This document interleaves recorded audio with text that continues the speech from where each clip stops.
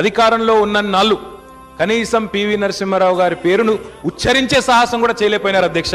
దాదాపుగా ఒక 15 సంవత్సరాల పాటు వారు అధికారంలో ఉన్నారు అధ్యక్ష. కేంద్రంలో, రాష్ట్రంలో కూడా 10 సంవత్సరాల పాటు ఉన్నారు. కానీ ఒక్కనాడు అంటే ఒక్కనాడు అధికారికంగా వారి జయంతిని వర్ధంతిని జరపలేదు కాదు కదా. కనీసం భారతరత్న పదవికి ఈ ప్రభుత్వం, ఆంధ్రప్రదేశ్ ప్రభుత్వం ఆనాడు కనీసం ఇక్కడి నుంచి వారి పేరు కూడా పంపలేదు అధ్యక్ష.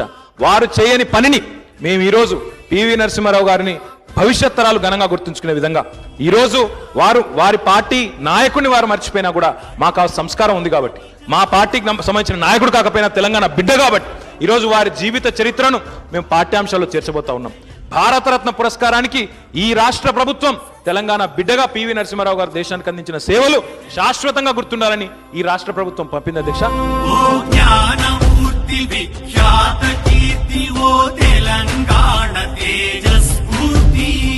తెలంగాణ బిడ్డ